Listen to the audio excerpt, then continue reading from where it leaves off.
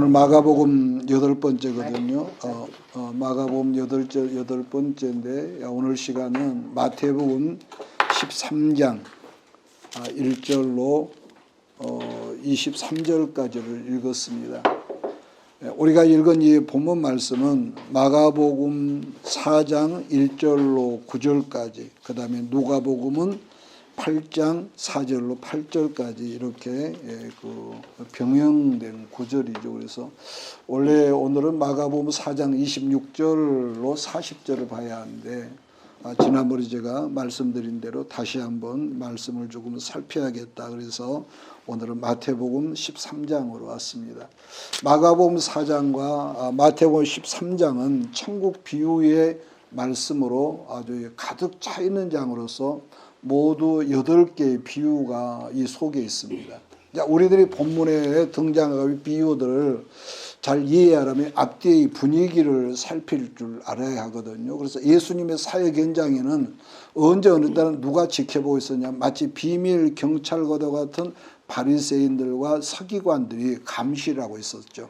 마태복음에서는 천국 비유의 끝부분에서는 고향에서 배척을 당하는 것으로 끝을 맺고 있지만은 마가복음에서 4장 비유를 끝으로 갈릴리 바다에서 풍랑이 일고 있는 갈릴리 호수를 걸어서 예수님의 제자들에게 걸어오는 장면으로 4장을 끝을 맺고 있죠. 그런데 본문에 등장하는 천국 비유는 그 당시 제자들에게 천국에 대한 기대감을 심어주려고 말씀하는 것이 아니라 예수님이 말씀하셨던 천국 복음의 이 다양한 이 반응, 말씀을 듣는 무리들의 반응에 초점을 두고 있었다는 점이죠. 오늘 시간은 마가복음이 아니라 아까 말한 대로 마태복음 13장을 우리가 봤는데요. 1절 2절을 제가 다시 읽습니다. 그날 예수께서 집에서 나가서 바닷가에 앉으시매 큰 무리가 그에게로 모여들거늘 예수께서 배에 올라가 앉으시고 온 무리는 해변에 서 있더니 이렇게 말씀하죠. 본문에서 집에서 나가서라고 했는데 은혜가 말이죠. 갈릴리 가버나움이라는 지역은 여기서 예수님의 그 갈릴리 사역을 하나의 포인트를 주고 있는데 여기는 항상 누구 집이냐 그러면은 베드로의 집이죠. 베드로의 집. 가버나움이라는 지역은 거의 베드로 집으로 보아도 여러분 틀리지 않죠. 그래서 예수님이 지금 바닷가에서 무리들에게 가르침을 주려고 하는데 사람들이 너무 많이 몰려와 가지고 이걸 우리가 한번 상상을 해 보십시다. 그래서 예수님은 사람들이 너무 많아서 큰 무리라고 그랬기 때문에 갈릴리 바다에 있는 한 배에 올라서 그것을 강단으로 잡고 해변가에서 예수님의 말씀을 지금 무리가 지금 듣고 있는 거거든요. 지금 그런 상황에서 예수님 비유의 말씀을 시작한다는 거. 자, 3절 4절을 제가 다시 읽습니다. 예수께서 비유로 여러 가지를 그들에게 말씀해 이르시되 씨를 뿌리는 자가 뿌리러 나가서 뿌릴새 더러는 길가에 떨어지며 새들이 와서 먹어버렸고. 자, 새는 성경에서 거의요 마귀로 이렇게 표현한 점이 많죠.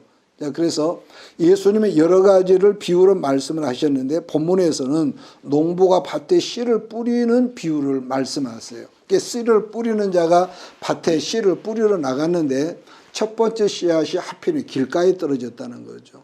여러분 씨앗이라고 하는 흙이 묻혀야만이 싹이 돋아나는데 흙이 없는 길에 떨어지다 보니까 어떻게 하죠? 새들이 와서 씨앗을 먹어버렸다는 말씀을 하시는 거죠. 이 말씀은 복음이 마음밭에 심겨지지 않는 사람들을 말씀하고 있는 거죠. 자, 그 다음 5절을 보면은 더러는 흙이 얕은 돌밭에 떨어짐에 그 다음에 흙이 깊지 아니하므로 곧 싹이 나오나 말랐다는 거거든요. 복음의 싹은 흙이 약간 있기 때문에 움터나오죠. 문제는 뿌리가 나오지 않기 때문에 금방 햇빛이 올라오면은 이 타져버리는 거. 그러니까 시작은 되었지만은 완성되지 못한 상태인데 자, 6절 9절을 같이 읽을까요? 해가 돈 후에 뿌리가 없으므로 말랐고 더러는 가시떨기에 떨어짐에 가시가 자라서 기운을 막았고 더러는 좋은 땅에 떨어짐에 어떤 것은 100배 어떤 건 60배 어떤 건 30배 결실을 하였느니라. 귀 있는 자는 들으라 하시니라. 가시나무 밭이란 싹은 나오지만은 가시나무란 세력 때문에 여러분 싹이 자랄 수가 없는 거 아니겠습니까? 이 경우의 사람은 세상 것들이 그 마음에 꽉 차 있어서 복음이 자라날 수 없는 마음의 이 상태를 의미하는 거죠. 그런데 괜찮아요. 그런데 마지막 밭은 우리가 보는 대로 정말로 상태가 좋은 땅인데 이 땅은 옥토라고 그랬거든요. 그래서 씨앗이 떨어지면은 100배, 30배, 60배 결실을 하게 되는 좋은 땅이라는 설명입니다. 그러면서 예수님은 마지막 청종들에게 하시는 말씀이란 귀가 있는 자는 들으라고 하시면서 비유에 대한 설명을 하시죠. 10절, 12절을 또 같이 봅니다. 제자들이 예수께 나와 이르되 어찌하여 그들에게 비유로 말씀하시나이까? 대답하여 이르시되 천국의 비밀을 아는 것이 너희에게는 허락되었으나 그들에게는 아니 되었나니 무릇 있는 자는 받아 넉넉하게 되되 없는 자는 그 있는 것도 빼앗기리라. 자, 그러자 제자들이 한다는 말이 선생님 왜 말씀을 알아듣게 좀 하시지 어렵게 말씀을 하시냐 이라 하니까 예수님은 이 비밀을 알아들을 수 있는 택하심을 주면 사람들이 따로 있대요. 그러니까 택한 자는 우선 먼저 거기에 제자들이었고 또 누가 있습니까? 아마 그 당시에도 제자는 아니지만 예수님을 사랑하는 은혜 받은 사람이 항상 곁에 있었다는 것을 우리가 상상해 볼 수가 있는데 여러분 사람의 인기라는요 그때나 이제 똑같습니다. 인기라고 하는 것은 자기들의 욕구를 뭔가 채워줘. 이 정치도 마찬가지거든요. 이 채워주면 적극적인 팬들이 되죠. 팬하고 제자하고 전혀 다르거든요. 팬들이냐면 반면에 그 팬들은 어느 순간 자기들의 욕구를 채워주지 않으면 무서운 반역 세력이 됩니다. 이게 팬하고 제자하고 다르거든요. 그러니까 옛날 우리 선배 목사님들이 그런 말을 자주 했는데 옛날에는 임지가 자주 옮겼죠. 여기서 저 교회로 옮겼는데 새로운 사역지로 옮겨갔을 때에 맨 먼저 달려와서 목사님을 반겨주는 그 사람을 조심하라고 했던 말이 생각이 나거든요. 그러니까 우리 일반적으로는 목사님이 새로 반겨주는 게 정상인데 왜 그걸 조심하라 했을까 그랬는데요. 모든 사람들이 다 그런 건 아닐지라도 이것은 보편성입니다. 그러니까 적극적으로 반영하고 반겨주는데 그 사람들이 뭔가 마음이 틀리면은 가장 먼저 배신하더라는 거. 그러니까 예나 지금이나 우리가 그래서 예수를 믿지만은 이게 있습니다. 여러분도 나도 자기가 원하는 욕심을 내려놓지 않고 신앙하는 사람들에게는 아무리 진리의 말씀을 전한다 할지라도요 와 닿지 않은 공통적인 것은 옛날에 똑같습니다. 이것은. 그러면서 예수님이 말씀하기를 이미 복음의 말씀을 깨달은 사람들은 뭐라고 하죠? 점점 성장하고 더 많이 결실을 할 것이지만은 그러나 없는 사람들은 뭐라고 하죠? 있는 것마저도 빼앗기리라. 이렇게 말씀하시는 거죠. 자, 그러므로 이 복음이 없는 비신자, 팬들이죠. 비신자들은 말씀을 들었을지라도 깨닫지를 못해서 결실을 못할 것이라는 이 말씀을 하시면서 어떤 성경을 인용하시냐면은 이사야 6장 9절로 10절 말씀을 예수님이 거기서 인용을 하시거든요. 자, 13절로 17절을 다시 보겠습니다. 자, 이사야가 했던 말씀을 예수님이 지금 말하는 거예요. 그러므로 내가 그들에게 비유로 말하는 것은 그들이 보아도 보지 못하며 들어도 듣지 못하며 깨닫지 못함이니라. 이사야의 예언이 그들에게 이루어졌으니 이르렀으되 너희가 듣기는 들어도 깨닫지 못할 것이요 보기는 보아도 알지 못하리라. 이 백성들의 마음이 완화가해져서 그 귀는 듣기에 둔하고 눈은 감았으니 이는 눈으로 보고 귀로 듣고 마음으로 깨달아 돌이켜 내게 고침을 받을까 두려워함이라 하였느니라. 그러나 너희 눈은 봄으로 너희 귀는 들음으로 복이 있도다. 내가 진실로 너희에게 이르노니 많은 선지자와 의인이 너희가 보는 것들을 보고자 해도 보지 못하였고 너희가 듣는 것들을 듣고자 해도 듣지 못하였느니라. 자, 예수님의 이 말씀은 대중들이 들어도 보아도 깨닫지를 못한다는 것은 이사야 선지자가 살았을 때 예언했던 예언의 성취가 지금 예수님 때 와서 이루어졌다는 거거든요. 그러니까 이사야 선지자는 말하기를 사람들이 보아도 들어도 듣지 못하고 보아도 보지 못할 것이라 그런 말씀을 했다는 거예요. 그 이유라고 하는 것은 첫째, 늘 제가 당부하지만 첫째 우리의 마음이 교만하거나 광팍하거나 완악해지면은요 말씀이 들려오질 않아요.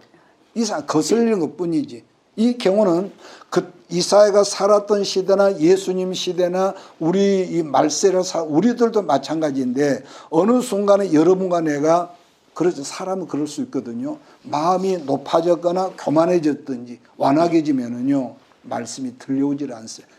말씀을 예배 시간이 있으면 저녁에 딴 생각을 하고 있거든요. 즉 그러므로 본문 성경에서 언급한 이사야 6장 말씀은 이사야를 하나님께서 맨 먼저 콜하셔서 부르시고 나서 첫 번째로 소명을 주셔도 소명장이라는 점이에요. 그래서 하나님께서는 어느 때나 사람들에게 그러신 것 같아요. 너 강팍하면 안 돼, 그런 것이 아니라 그래서 자유의지란 건데 강팍함을 허용하신다는 점인데, 자 그러면은 그게 언제까지 이 강팍함을 그냥 내버려 두냐. 로마서 1장에는 내버려 둔다, 유기한다는 그런 말씀이 있거든요. 그런데 이사야를 보면은 너희가 살고 강팍한 너희가 살 땅이 황폐해질 때까지. 그러니까 이사야 선지자가 2900년 전에 생존했을 당시 상황으로 말한다면 이스라엘 백성들은 완전히 그때 뭘 했냐. 하나님 백성들이 우상숭배를 하고 있기 때문에 하나님을 거부하죠. 여러분 그러지 않겠어요? 멀쩡하게 남편이 있고 아내가 있는 사람이 지금 엉뚱한 짓을 한다면, 그러다 보니까 자기 아내 자기 남편이 보이질 않고 들리질 않는 거예요. 그런 상황이다 보니까 그들 마음이 완악해져 가지고 하나님의 말씀을 이사야가 그렇게 선포했지만은 그들 심령받아 떨어지질 않았다는 거죠. 그러면은 그러한 병든 상태를 하나님께 언제까지 유기하고 방치하시느냐 하면은 이스라엘 나라의 땅이 망하고 사람들은 포로로 잡혀가고 이방 백성의 살육을 당해서 그 땅에서 없어질 때까지 계속될 건 설명인데 문제는 그것이 끝이 아닌 거죠. 자 그러면은 우리가 이사야를 한번 찾아봅시다. 거기도 펴두고 이사야 6장 9절로 13절까지입니다. 이사야 6장 9절로 13절을 우리 같이 읽으면서 그 당시를 우리가 한번 살펴보는 겁니다. 같이 봅니다. 시작.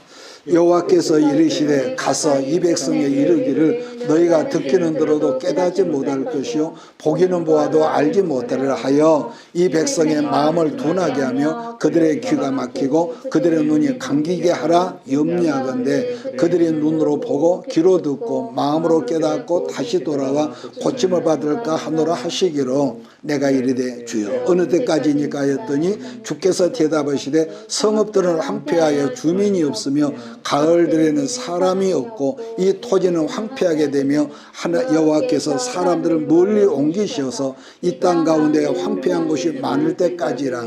그 중에 10분의 1이 아직 남아있을지라도 이것도 황폐하게 될 것이나 밤나무와 상수리나무가 배임을 당하여도 그 구루터기가 남아있는 것 같이 거룩한 씨가 이 땅에 구루터기니라 하시니라.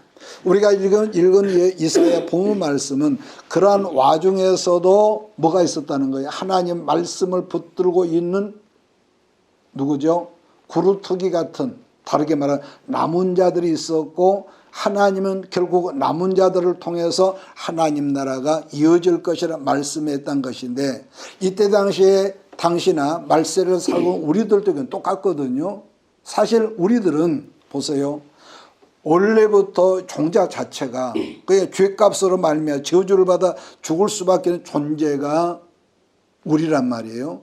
그러니까 법적으로는 우리들은 이미 사망 선고를 받았지만은 그 사망의 자리에 벗어나 유일한 통로라는 것은 하나님께서 때가 되니까 여인의 몸에서 예수님께서 태어나셨고 그 예수님이 십자가에 달리셔서 피 흘려 우리의 죄값을 대신 갚아주시는 방법 말고는 없었다는 말씀이 구약에서도 수많은 제사를 통해서 언급하셨고, 대표적으로 우리가 잘 아는 이사야 53장에서 자세하게 그런 말씀을 한단 말이에요. 그래서 한 마리 죄 없는 어린 양이 번제단에서 피 흘려 죽어줌으로 말미암아 이스라엘 백성들의 죄를 대속해 주었던 것 같이 예수님도 그랬기에 공생의 사역을 시작하기 전 세례받는 현장에서 세례요한이 외쳤던 그 말을 기억하지요. 보라, 세상 죄를 지고 가는 하나님의 어린 양이로다. 이렇게 했던 거니까 그러니까 예수님이 죽으심으로 그 대신에 우리는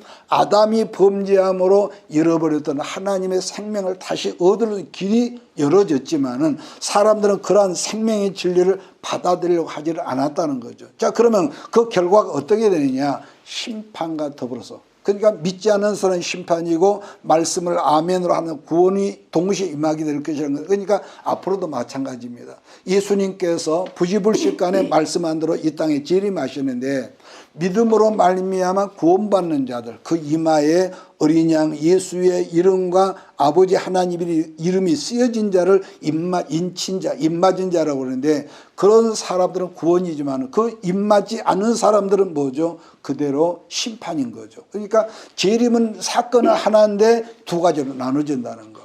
그래서 옛날에 목사님이 젊었을 때 용문산에 나운몽 장로님이란 분이 계셨죠. 그분이 했던 유명한 말씀 중에 돌아서면 천국이요 돌아서면 지옥이라는 그런 말을 했습니다. 그러기에 여호수아가 모세의 그 후계자로 이렇게 임명을 받고 가나안 땅에 들어와서 맨 먼저 했던 것은요 그리심산과 에발산에서 생명의 구원을 선포했을 때 그리심산 바로 건너쪽, 그게 먼 곳이 아니거든요. 다른 곳이 바로 건너편인데 그곳에서 뭐라겠냐. 너희가 말씀을 순종하면 생명과 축복이지만은 불순종하면 심판과 저주를 그 자리에서 받을 것이라는 그 말을 거기서 했던 거죠. 자, 그렇기 때문에요. 언제나 볼 수 있는 눈과 들을 수 있는 귀를 가진 자가 복되다 그렇게 예수님 말씀했다는 것. 더불어서 이 말씀의 내용은 과거의 활동, 구약시대 활동했던 대단한 선지자들이 있었을 거 아니에요. 그래 그들이 성령으로 말씀은 선포했지만 왜? 메시아가 오시니까 했지만은 메시아이신 예수를 보지도 못했으며 그분이 말했던 말씀을 듣지도 못했단 말이에요. 그랬었는데 지금 제자들은 그 자리에 있던 사람들에게는 조상 대대로 말씀했던 메시아를 어떻게 합니까? 그들 눈으로 지금 보고 직접 보았으며 말씀을 들었기 때문에 너희가 복 있다. 너희가 복 있다. 그래서 예수님은 세례 요한에 대해 말씀하기를 뭐라고 하죠? 여자가 낳은 자 중에 세례 요한보다 더 큰 자가 없다는 말씀은 이거는 그저 육체적인 생물학적인 그런 개념이 아니라 이게 있습니다. 구약 교회를 여자라고 그러고 구약의 남편을 누구라고 그러죠? 하나님. 신약의 여인을 교회라고 그러고 신약의 남편은 우리 예수님이란 말이에요. 그래서 구약 교회가 낳은 선지자 중에 아무라도 전부 다 그들이 부름받아 예언 사역을 했지만은 그 말은 했지만은 그들 눈으로 예수를 본 사람 아무도 없어.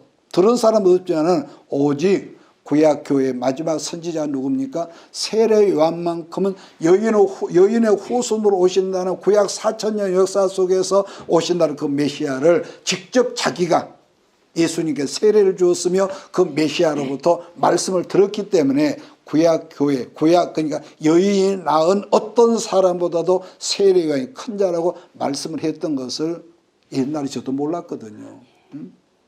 그러니까 사이비 집단인 신천지 이만희 때문에 비유풀이가 오늘날 이상한 말이 되었지만은 본문 18절에서 예수님 비유를 풀어서 설명해 주고 있는데 이 비유는 말씀을 받은 사람들에게 초점이 맞춰 있다는 거예요. 그래서 예수님 말하죠. 귀 있는 자는 들을지라. 그러니까 귀가 없는 사람이 어디가 있겠어. 그러니까 말씀을 귀담아 들을 수 있는 사람 그 속 역사가 일어나는데 자 마태복음 13장 18절로 19절을 읽겠습니다.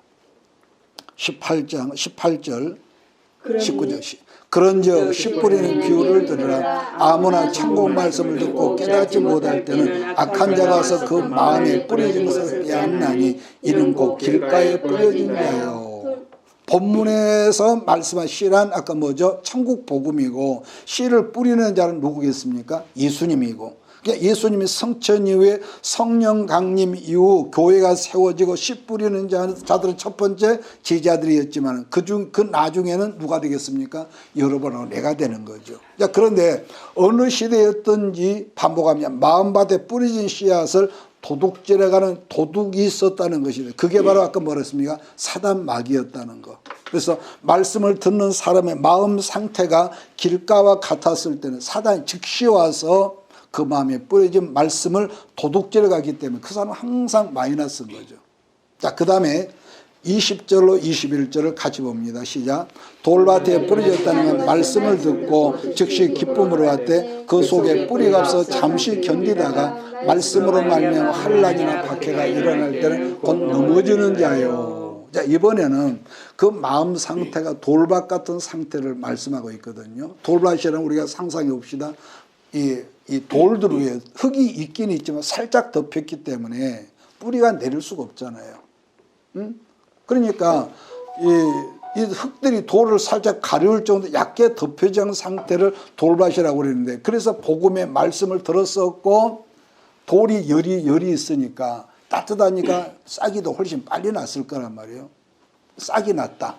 근데 문제는 그 사람이 말씀을 받은 사람의 산 가운데서 거센 비바람과 환란이 생겼고 또 나름대로 예수 믿음으로 핍박이 있을 때 그걸 인내하고 견디지를 못하고 금방 옛날 불신자의 자리로 돌아가 버렸다는 예수님의 설명이거든요.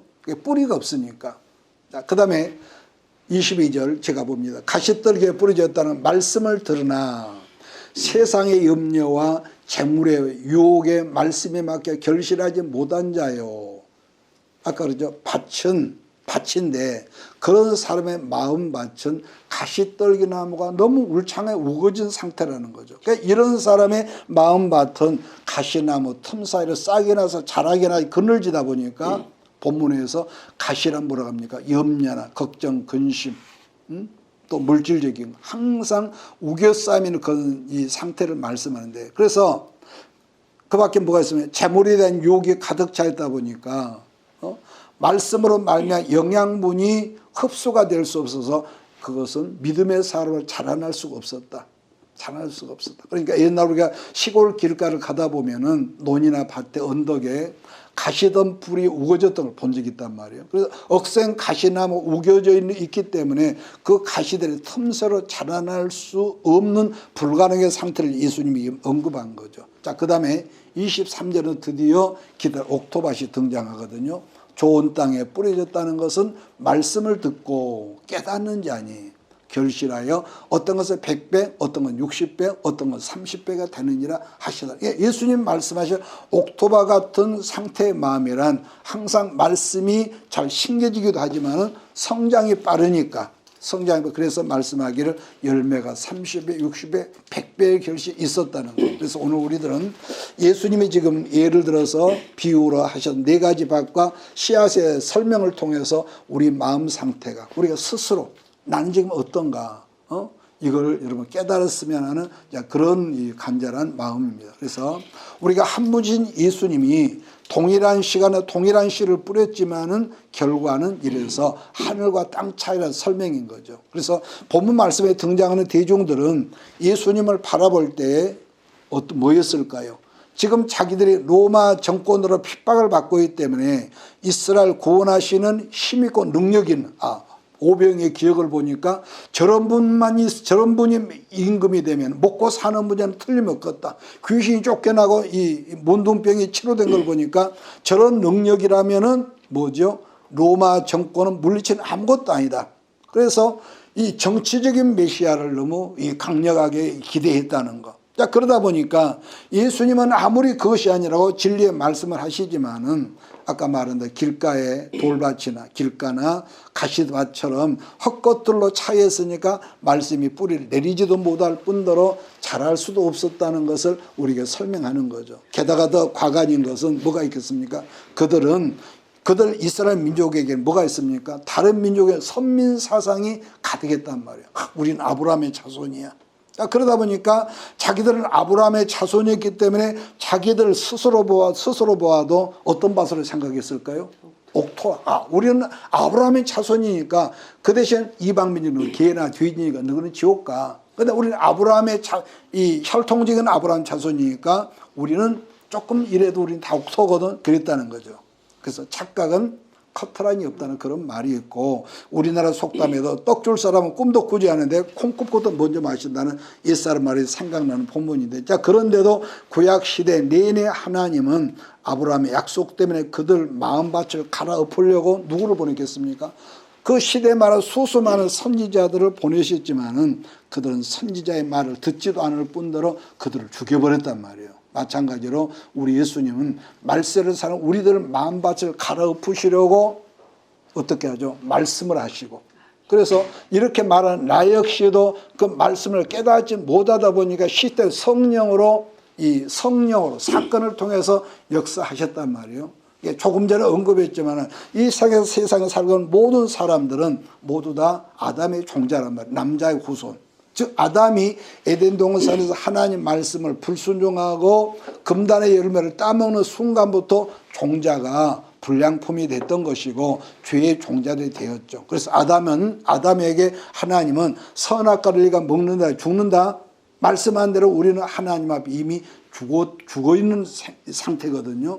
그런 점에서 바울 선생은 로마서에서 아주 기가 막히게 정리를 해주고 있습니다. 자, 로마서 5장으로 한번 찾아보겠습니다. 로마서 5장.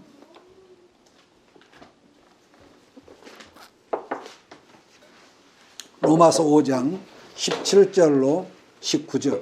거기 보면은 사도 바울이 설명을 했는데요. 17절로 19절을 같이 읽습니다. 시작.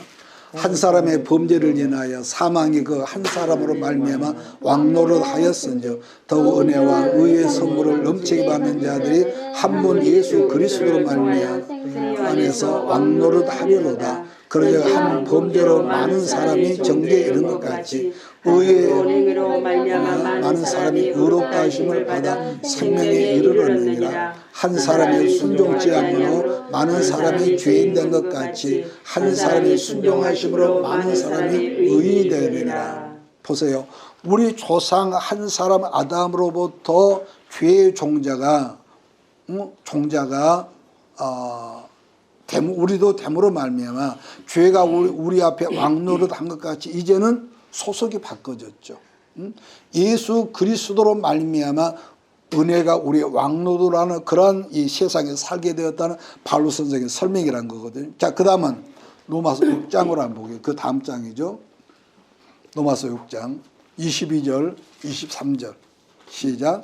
그러나 이제는 너희가 죄에게서 해방되고 하나님께 종이 되어 거룩함에 이르는 열매를 얻었으니 이 마지막은 영생이라. 죄의 싹은 사망이요 하나님의 은사는 그리스도 예수 우리 주 안에 있는 영생이니라.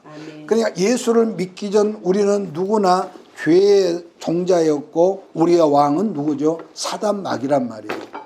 그랬었던 우리들이 예수를 믿음으로 말미암아 십자가에서 예수님께 우리 모든 이 죄의 문서를 찢어져서 이 죄를 폐기시키고 나서 의의 사람인 하나님의 종들이 되어 이제는 거룩함에 이르는 열매를 맺는 자격을 주셨기 때문에 그 다음에 뭐죠? 열매 맺는 삶을 우리가 살아야 한다. 여러분 그런 당부가 있는데 필요가 있게 된 것인데 그 말씀이 구체적으로 우리가 요한복음 15장에도 있거든요. 그러나 가장 큰 문제들은 우리들이 예수 안에 들어와 있으면서도 문제는 뭐냐?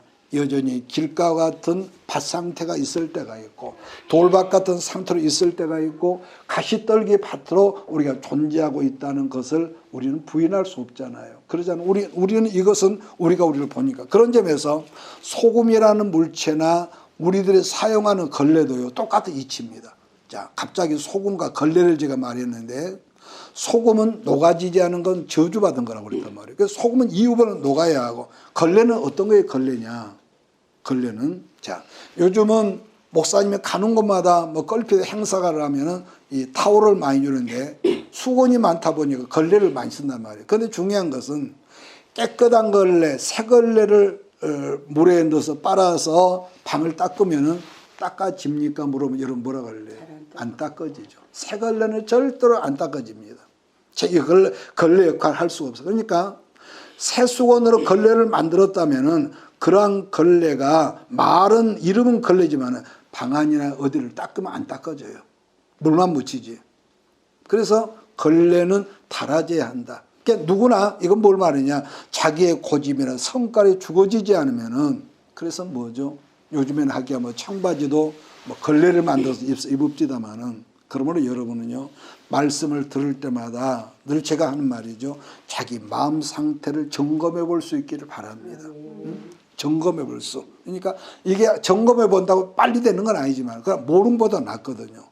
그래서 사람들은 그리스도 안에 있으면서도 세상적인 기준과 세상적인 가치들로 나의 삶을 채워가면 행복이 질 줄로 여러분 안단 말이에요. 그래서 나름대로 열심히 살죠. 열심히 사는 게 나쁜 건 아니지만, 그러니까 분명한 것은 사람들마다 선호하는 좋은 거 있거든요. 명문대학. 오늘 아침에 동아리를 보니까 작년 한 해에 뭐 초등학교 전국 뭐 주일학교 뭐 그런 교육비가 뭐 수조 원 들었대요. 수조 원.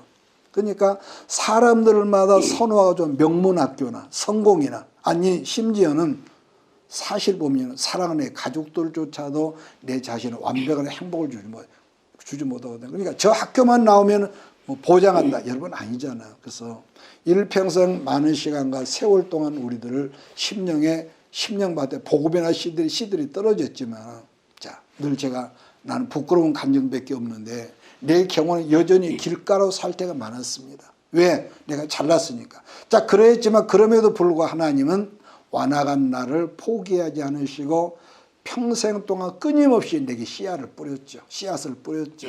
그러니까 많은 세월 동안 하나님은 때로는 그 씨앗을 뿌리려고, 뿌리는 그 뭐겠습니까? 씨앗을 뿌리다 보니까 사건을 통해 자꾸 기경을 하는 거예요. 사건을 통해. 왜? 말씀을 통해서 내가 말하지만은 지식만 전하고 나부터도 그것이 안 되니까.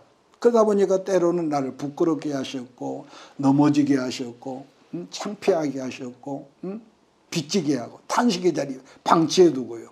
왜냐하면은 그때는 정말 몰랐어요. 왜 하나님 나를 부르셨으면, 쉽게 말했으면 엄마가 아버지가 나를 낳았으면 먹을 밥을 좀 줘야 하는, 왜 안 줍니까? 원망만 했지 원인을 내가 몰랐단 말이에요. 왜냐, 그렇게 해야만 완악하고 강팍한 돌박 같은 내 마음을 하나님께서 이게 밭을 개간할 수 있었기 때문에 그때는 몰랐단 말이에요. 그러니까 그때는 늘 제가 저 사람 재수 없는 사람 만나가지고 오늘 내가 이런다고 그랬는데, 그 사건을 통해서 나를 볼 수 있는 눈이 언젠가부터 열어지고, 아직도 이 부분에서 돌이 안 빠졌네, 아직도 이 부분에서 가시가 안 빠졌네, 이걸 내가 본단 말이에요. 그래서 여러분, 돌들이나 가시떨기 나무들이 내게서 뽑혀 나가고 다시금 씨앗을 뿌릴 수 있는 뭐죠? 그 많은 사건을 통해서 자격을 하나님께 서서히 회복시켜 주더라고요. 이것은 똑같은 것 같아. 방향과 색깔만 뿐이지, 여러분 사람 다 어떠니까 늘 말하죠. 말씀을 듣고 깨닫고 순종할래? 사건을 통해 얻어맞고 깨달을래? 그러면 우리는 얼른 말해서 말씀을 통해서 깨닫죠. 그런데 이렇게 말하는 내 자신도 역시 안 됐기 때문에 사건이 길었고 사건이 많았더라. 그래서 하나님 우리를 뭐 고생시키는 하나님이 아니라 여러분 내 스스로 어떤 걸 얻는다는 거. 그래서 약속하신 것을, 그러다 보니 그 안에 뭐가 있거든요. 하나님 분명히 약속을 주셨어. 그 약속한 내 힘으로 찾은 무모한 이 길을 걸었다면은, 그러나 어느 순간부터는 이제는 뭐죠? 복음 때문에 같은 길이지만 이 노정이 달라진 거다. 그러므로 여러분 누구든지 참된 복이 뭔지를 알고 깨달으면은 흔들릴 수 있는 상황에서도 흔들리지 않는다는 거. 그래서 지금은 제가요 어디 가서도 이 말씀을 전하면은 나는 자랑할 것이 없기 때문에 복음을 말할 때 나는 과거에 이랬다, 이걸 꼭 제가 말을 하죠. 그래서 물론 여전히 덜 깨달아서 미흡하고 부족한 부분들이 있어서 지금도 실수도 하고 때로는 넘어지기는 그럴 때도 있지만은 이게 있는 것 같아요. 방향과 내가 가야 할 방향과 목적지에 대해서는요 흔들림이 없어요. 이게 하나 있습니다. 여러분, 그래서 우리 하나님은 우리의 축복이나 환난도 이렇게 다 부족하면 다 사용하셔서 내게 능력 예수 안에서 맡기신 모든 사명의 복음을 다 감당할 수 있게 한다. 이렇게 말하면서 오늘 마무리가 되는데요. 그래서 한때는 뭐가 있느냐. 그래서 마음이 강팍한 사람은요, 곡괭이로 내려쳐도 우리가 겨울에 전방에서 근무할 때 땅이 영하 20도 30도 돼서 어떤 구덩이를 팔 때가 있거든요. 다 안 파집니다. 정말로 안 파집니다. 그런데 심령이 그렇단 말이에요. 곡괭이로 내려쳐도 파질 것 같지 않던 얼어붙은 땅 같은 내가 어느 순간 하나님의 은혜로 점점 뭐가 되고요, 옥토로 변화되어가는 도중에 여러분 우리가 있다는 걸 여러분 잊지 마십시오. 그래서 사건 자체는 나쁘고 가난 자체는 불편하지만은 그걸 통해서 하나님의 의도로 깨달을 수 있다. 그래서 우리는 이미 복을 받은 사람이고 예수님 십자가 승리로 말미암아 이미도 세상을 이긴 사람의 반열이 있단 말이에요. 그런 점에서 나는 너는 마귀가 와서 너는 넘어져라 이럴 땐 넘어져야 하는 거야. 너는 연약하니까, 너는 무식하니까, 너는 가난하니까, 너는 넘어져야 해 하는 사단의 미혹에 넘어가는 일이 없도록 한 주간 동안도 이런 마음 관리를 잘할 수 있는 우리 모두가 되어야 할 줄 믿습니다. 그래서 사실적으로 우리들이 연약하다 할지라도 솔직히 성령님께서 우리를 보호해 주시고 이끌고 계시기 때문에 연약하면 넘어지는 것은 또 이걸 또 핑계 삼고 나는 꼭 이렇게 넘어져 핑계 삼지 말고 자기를 합리화시키는 것도 아름답지 못하다는 걸 알기 때문에 여러분 우리가 늘 자기 마음을 지킬 줄 아는 거. 이게 분명한 것은 마지막으로 우리들의 삶 속에서 넘어지고 실수했을지라도 하나님 그러한 일들로 인해서 우리들의 거칠고 사나운 마음의 밭을 개간하고 있다. 왜냐하면 옛날에 나를 몰랐을 때는 저 사람 때문이고 요 사람 때문이었는데 내가 나를 보면서부터는 이런 부분에서 저 사람의 행동을 통해서 나도 이런 부분이 옛날에 어른들에게 똑같으니까 싸운다고. 똑같으니까. 또 그러면 그러잖아요. 여러분 교만한 자가 교만해야 꼴을 못 봐요. 똑같으니까 꼭 부딪힌단 말이에요. 그래서 거친 돌밭이나 길가 같은 밭 그리고 가시나무가 우거진 밭이라 할지라도 나 자신의 말씀 순종 여부에 따라서 하나님의 개간 사업이 빠르게 진행되기도 하고 더디게 되기도 하고 할 수 있다는 걸 잊어서는 안 될 줄 압니다. 그래서 우리도 어느 순간에 옥토밭이 되어지면은 악한 마귀는요 우리에게 방해할 일이 없어진다. 그러니까 지난번에 그랬잖아요. 더러운 것이 없어지면은 똥파리는 오세요도 안 온다고. 이걸 잊지 말고 우리가 아직도 안 돼서 넘어지고 또는 실수도 하지만은 그때마다 우리가 아이가 지 힘이 없으니까 엄마 아빠 좀 도와주세요 그런 것처럼 우리가 어린 아이가 마음이 되어서 하나님 내가 이랬습니다. 내가 뻔히 알고 부끄러우면서도 부끄러운 줄 알면서도 내가 또 이랬습니다. 그래서 우리 회개하고 손발을 씻는 거거든요. 그래서 성령께서 우리를 위로하시고 말씀으로 여러분을 강건한 가운데서 아름다운 옥토밭으로 해서 신경진 것마다 100배의 역사가 일어날 줄 믿습니다. 기도하겠습니다. 이것이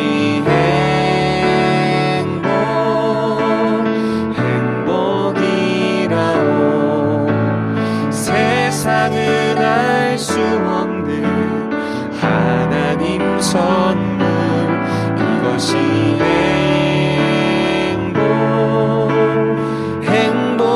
행복이라오. 하나님의 자녀로 살아가는 것. 이것이 행복이라오. 이것이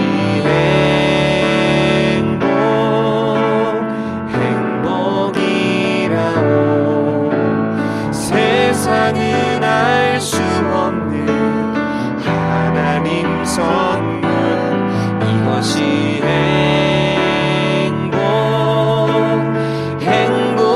행복이라오. 하나님의 자녀로